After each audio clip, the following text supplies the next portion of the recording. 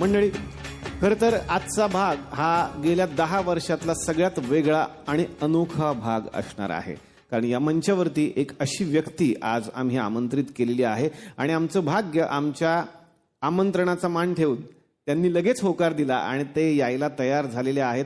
खरं तर आज आयुष्य जगताना आपण आनंदी कमी आणि दुःखी जास्त असतो किंवा टेन्शनमध्ये जास्त आहोत. परमेश्वरानं आपल्याला सगळं दिलंय तरी सुद्धा माणूस दररोज सुख शोधतोय, पण माणसाला शेवटपर्यंत उत्तर काही मिळत नाही. आणि मग त्यावेळेला आपल्याला लागतोय हक्काचा माणूस, एक दिशादर्शक गुरु. तर असंच एक गुरुतुल्य व्यक्तिमत्व या मंचावरती आज येणार आहे.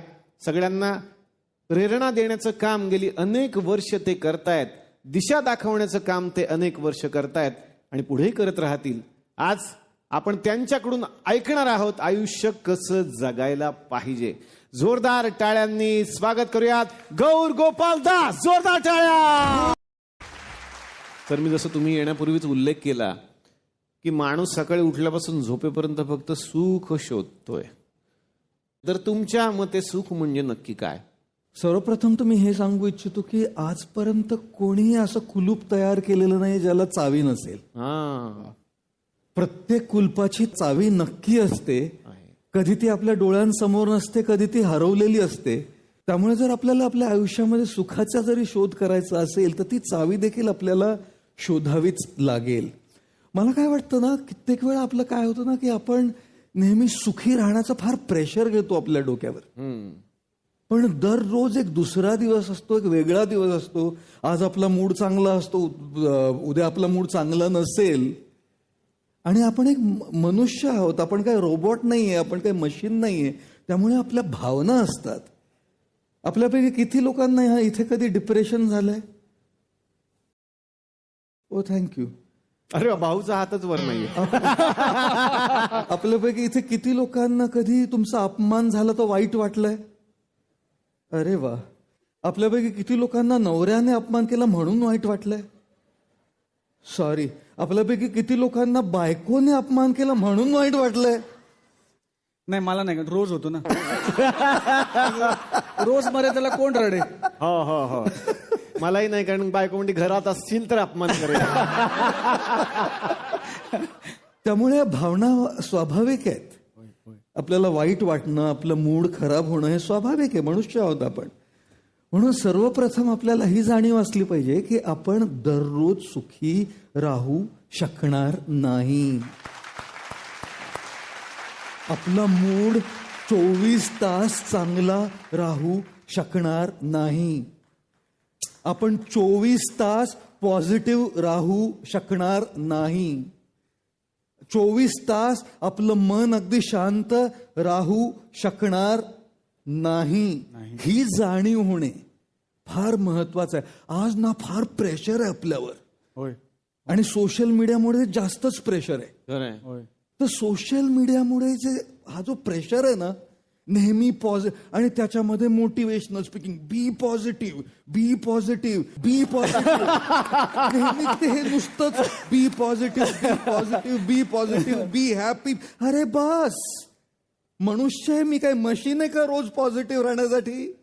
मी काय मशीन आहे का रोज सुखी राहण्यासाठी? मी काय मशीन आहे का माझा मूड नेहमी 24 तास 365 दिवस तसाच मूड? अरे मनुष्य आहे मी. आणि मनुष्य असल्यामुळे ह्या सगळ्या भावना स्वाभाविक आहेत. तर म्हणून ना आपलं मनही कसं असतं ना, मन नेहमी त्याच मूडमध्ये राहत नाही. दुःखी झालं, थोडंसं जरा असं वाटलं, वाईट वाटलंय, तासभर रडणार, 2 तास रडणार, 3 तास रडणार. 3 तासानंतर तर बदलेल ना तो मूड. मग येऊ द्या ना मनाला त्याच्या ट्रॅकवर. नेहमीच प्रेशर काय नाही, आता मला वाईट वाटतं ना, पॉझिटिव्ह राहायला हवं, पॉझिटिव्ह. कशासाठी? होऊ द्या ना स्वाभाविक ते. म्हणून सुखाचा जो आपण शोध करतो ना, पहिली गोष्ट प्रेशर घेणं बंद करा. या प्रेशरमुळे सुखाच्या ऐवजी आपण नेहमी दुःखी असतो. स्ट्रेस म्हणजे काय? नेहमी pressure. I have to be positive, I have to be successful, I have to earn this money. एवढा पैसा कमवलाच पाहिजे, आयुष्य अगदी सुरळीत 100% परफेक्ट. असं असतं का कधी? म्हणून सुखाचा जर शोध करायचा असेल ना, ही चावी सर्वात पहिली ही गोष्ट लक्षात ठेवली पाहिजे, हे प्रेशर घेणं बंद करा. राग येणं स्वाभाविक आहे. मन शांत ठेवणं आणि जिभेवर ताबा ठेवणं त्याला आपल्याला चूज करावं लावतं. ते आपोआप होत नाही. राग आपोआप येतो. तोंड बंद ठेवणे आपोआप होत नाही. ते करावं लागतं. म्हणूनच म्हणतात ना की जर आपले डोळे चांगले असतील ना तर आपलं जगावर प्रेम होईल. पण आपली जीभ गोड असेल ना तर जगाचं आपल्यावर प्रेम. वा वा वा वा. आणि म्हणूनच अँगर happens automatically. Shutting our mind is a choice. Negativity आपोआप होते. करावं लागतं का काही? पॉझिटिव्हिटी निवडावी लागते. पॉझिटिव्ह राहावं लागतं. दुःख आपोआप होतं. सुख निवडावं लागतं. एक माणूस होता, त्याला एका महिलेने विचारलं, ह्या हिंदी वाक्याचा इंग्रजी अनुवाद करा. काय वाक्य? दुख हमेशा अपने पास रहता है, सुख आता जाता रहता है.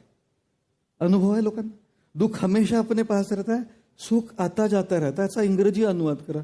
त्याने काय म्हणावं? तो म्हणाला, wife always stage with me. Girlfriend comes and goes.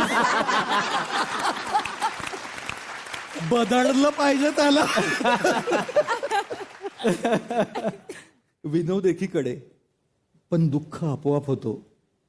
सुख निवडावं लागतं. अरे we can never ever be happy unless we choose to be happy. प्रत्येकाच्या आयुष्यामध्ये अडचणी आहेत आणि आपण जर स्माईल करत असू, आपण जर हसत असू ना, याचा अर्थ असा नाही की मागे अडचणी नाही आहेत. आपण निवडलंय ते. We have chosen to smile. We have chosen to be positive. We have chosen to keep quiet when we are angry. We have chosen to be happy.